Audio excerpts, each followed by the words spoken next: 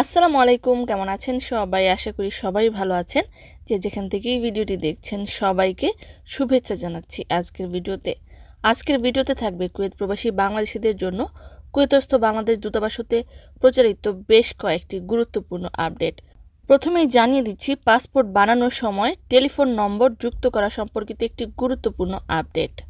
প্রবাসী বাংলাদেশিদের অবগতির জন্য জানানো যাচ্ছে যে কিছু সংখ্যক আবেদনকারী ই পাসপোর্ট আবেদনের অনলাইন ফর্মে যোগাযোগের নম্বরে নিজের মোবাইল নম্বর উল্লেখ না করে তৃতীয় কোনো ব্যক্তির নাম্বার, বিশেষ করে দোকানের নাম্বার অথবা অকার্যকর মোবাইল নাম্বার উল্লেখ করেন। ফলে পাসপোর্ট তৈরি হওয়ার পর আবেদনকারী নিজের মোবাইলে মেসেজ পান না। এছাড়াও পাসপোর্ট সংক্রান্ত দাপ্তরিক প্রয়োজনে ফোন করে পাসপোর্ট বাহককে পাওয়া যায় না বা সেবা প্রস্তুতিতে জটিলতা সৃষ্টি করে এবং আবেদনকারী সময়মতো পাসপোর্ট ডেলিভারি পান না। এছাড়াও লক্ষণীয় যে কিছু সংখ্যক আবেদনকারী এমার্জেন্সি কন্ট্যাক্ট পার্সনের মোবাইল নাম্বারের স্থানে নিজ পরিবারের বাইরে অন্য কোনো ব্যক্তি বা দোকানের মোবাইল নাম্বার ব্যবহার করেন।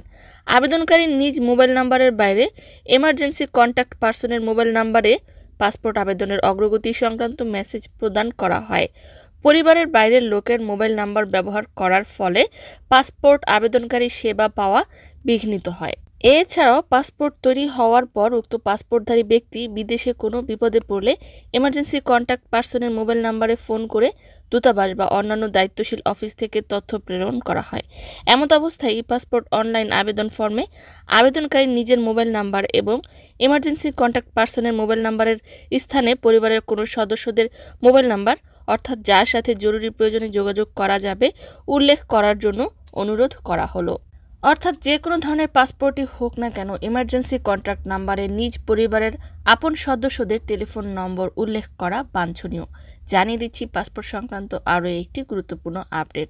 কুয়েতস্থ দূতাবাসে ১/১/২০২১ তারিখ হতে ৩১/১২/২০২১ তারিখের মধ্যে ইস্যু হওয়া ৪৯৮টি মেশিন রিডেবল পাসপোর্ট এবং ২০২২ সালের ১/১/২০২২ তারিখ হতে ৩১/১২/২০২২ তারিখের মধ্যে ইস্যু হওয়া ৪১০টি মেশিন রিডেবল পাসপোর্ট দীর্ঘদিন যাবৎ বিতরণের জন্য দূতাবাসে প্রস্তুত হয়ে রয়েছে।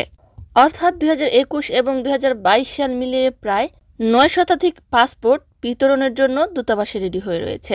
আবেদনকারীগণ এখনও পর্যন্ত পাসপোর্টগুলো দূতাবাস থেকে সংগ্রহ করেননি।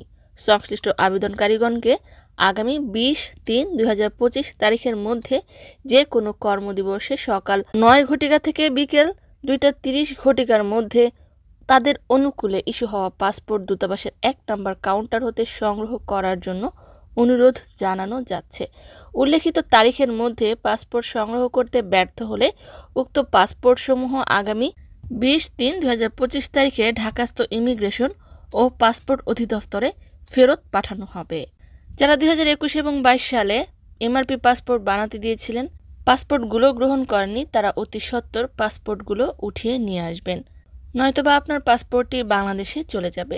জানিয়ে দিচ্ছি পাসপোর্ট সংক্রান্ত আরও একটি আপডেট। কুয়েতস্থ বাংলাদেশ দূতাবাসে জানানো হয়েছে যে প্রবাসী বাংলাদেশিদের বিতরণের জন্য বেশ কয়েকটি ই পাসপোর্ট তৈরি হয়ে রয়েছে।